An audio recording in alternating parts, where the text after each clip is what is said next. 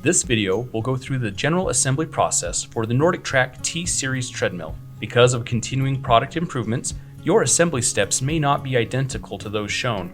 Please refer to your user's manual and any assembly updates that came with your particular treadmill if you have any questions to any assembly steps shown here.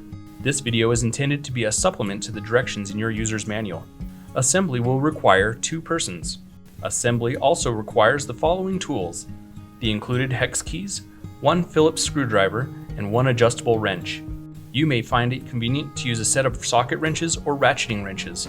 To avoid damaging parts, do not use power tools. Place all parts in a cleared area and remove the packing materials.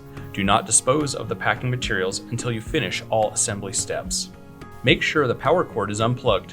Remove the tie securing the upright wire to the front of the base. Next, identify the right upright. Lay the right upright near the base. Tie the wire tie in the right upright securely around the end of the upright wire. Then, insert the upright wire into the lower end of the right upright as you pull the other end of the wire tie through the right upright. Press the grommet into the square hole in the right upright. Make sure not to pinch the ground wire. Then, attach the ground wire to the right upright with a number 8 by 1/2 inch silver ground screw. Hold the right upright against the base. Make sure not to pinch the upright wire.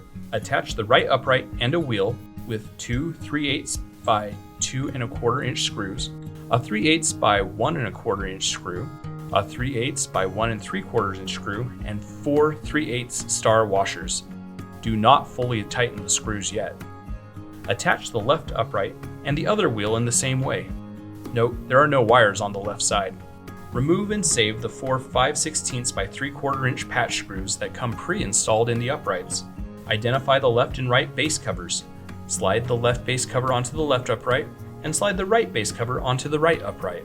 Do not press the base covers into place yet. Insert the tab on one of the cover brackets into the slot in the left upright. Attach the cover bracket with 2 number 8 by 1/2 inch screws. Attach the other cover bracket to the right upright with 2 screws. On the right upright, the slot is below the 2 small screws. Position the upright wire to the inside of the right upright. With the help of a second person, set the console base assembly on the right and left upright. Position the upright wire so that it is on the inside of the assembly. Be certain not to pinch the upright wire.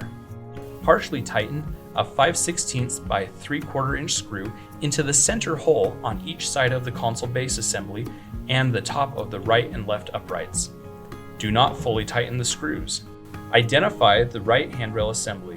Remove and discard the 2 pre-installed placeholder screws.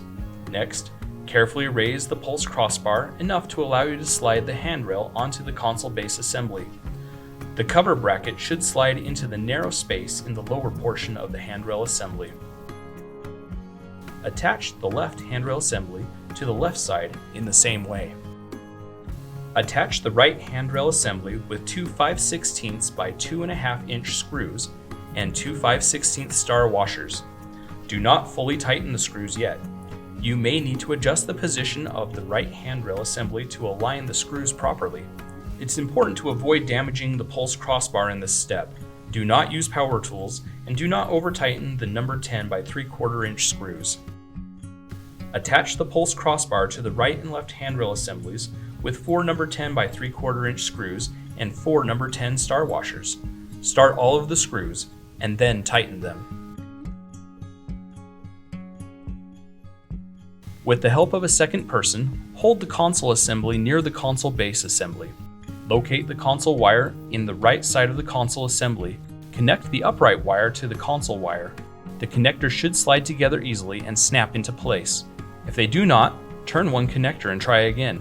If you do not connect the connectors properly, the console may become damaged when you turn on the power. Insert the console and upright wires into the console assembly and position the wires on the decal. Connect the wire from the center of the pulse bar assembly to the wire from the console assembly. Insert these wires into the hole in the console base. Set the console assembly on the brackets on the console base. Do not pinch any wires. Make sure that the wires are inserted into the console assembly. Then, attach the console assembly with 2 5/16 by 1 3/4 inch screws and 2 5/16 star washers. Start both screws and then tighten them. Attach the small console cover with two number 8 by 3/4 inch screws. Do not over-tighten the screws. Note, use the outer two holes in the underside of the console base assembly.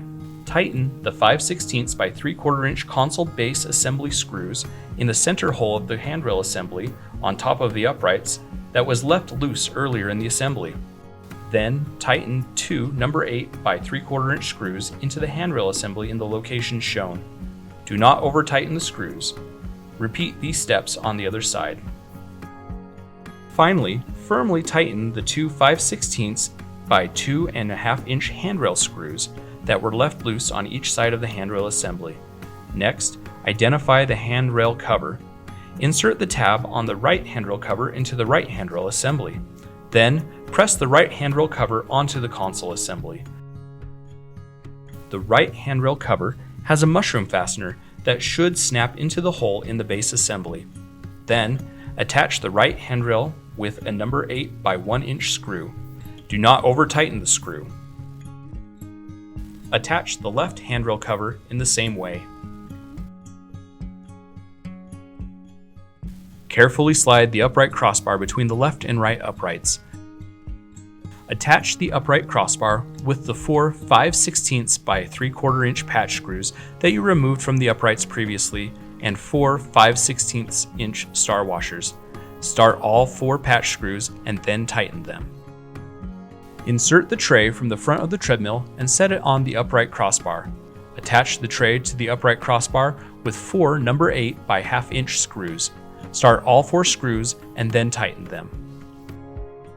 Take care. If the treadmill is assembled on a smooth surface, it may roll forward while assembling the storage latch. Remove the two 5/16 by 3/4 inch patch screws from the latch crossbar. Raise the frame to the upright position.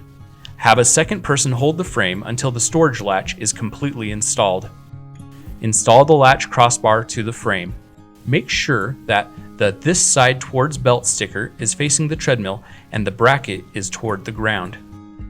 Attach the latch crossbar to the brackets on the frame with the two 5/16 inch by 3/4 inch patch screws that you just removed and two 5/16 inch star washers. Remove the 5/16 inch nut and the 5/16 inch by 1 3/4 inch bolt from the bracket on the base. Next, orient the storage latch with the narrow end towards the base of the treadmill and the sticker facing the ground. Attach the lower end of the storage latch to the bracket on the base with the 5/16 inch by 1 3/4 inch bolt and the 5/16 inch nut. Then, raise the storage latch to a vertical position and remove the wire tie. Align the upper end of the storage latch with the bracket on the latch crossbar and insert the 5/16 inch by 2 1/4 inch bolt through the bracket and the storage latch. This will push a spacer out of the storage latch. Discard the spacer. Next, tighten the 5/16 inch nut onto the 5/16 inch by 2 1/4 inch bolt. Do not over-tighten the nut. The storage latch must be able to pivot.